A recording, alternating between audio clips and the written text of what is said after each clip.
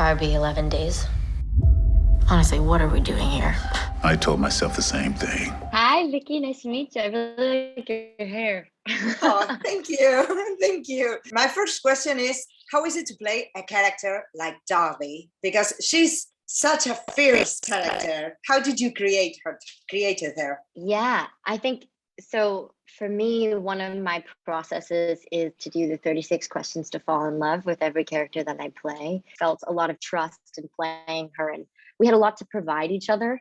I'm speaking about her like she's a friend, but I really do conceptualize acting that way. Like I have to sort of walk hand in hand with this being throughout the course of the experience. And to me, you know, she's powerful, she's gritty, she's hardcore, she's merciless in some way, but she's also extremely vulnerable, and really is in the process of improvisation, figuring out what to do as she goes along. And I think that idea really inspired me. I think my heart still, a part belongs to Darby.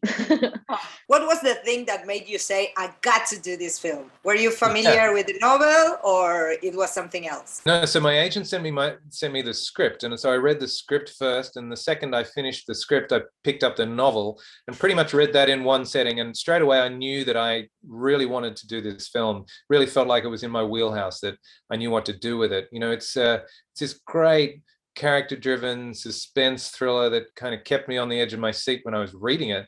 And it has this amazing high stakes. It has these surprising twists and turns that you don't often see. In No Exit, you play Ed, who is married to Sandy, and you two look like an ordinary couple at the beginning, but that's not the case entirely. So what can you tell me about this marriage and about your character, Ed? These two characters are I think, are deeply in love, but they've been together such a long time that you may not see that on the surface, but it is dwelling there.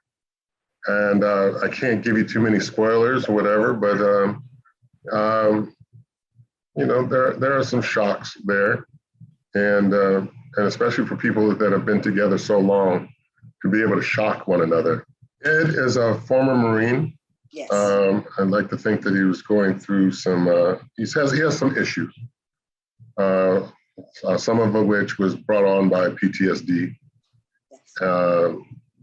He's, you know, I guess he's feeling kind of useless now. I mean, he was a warrior, and once a warrior, always a warrior.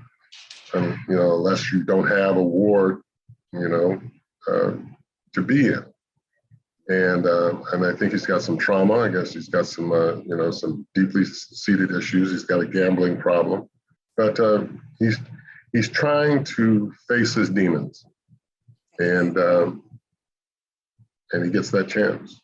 Did you have some inspirations? I think I see some things about movies like Panic Room or some Hitchcock, but what were your inspirations when you made No Exit? Yeah, look, I think that when you're making a suspense thriller, obviously you can't help but think about Hitchcock, who's one of my favorite filmmakers. I mean, I think, you know, certainly Psycho was a film that kind of crossed my mind. The whole sequence of Darby driving from the rehab to the visitor center reminded me a lot of Marion Crane. You know, driving to the Bates Motel, right down to the sequence where she's stopped by the police officer.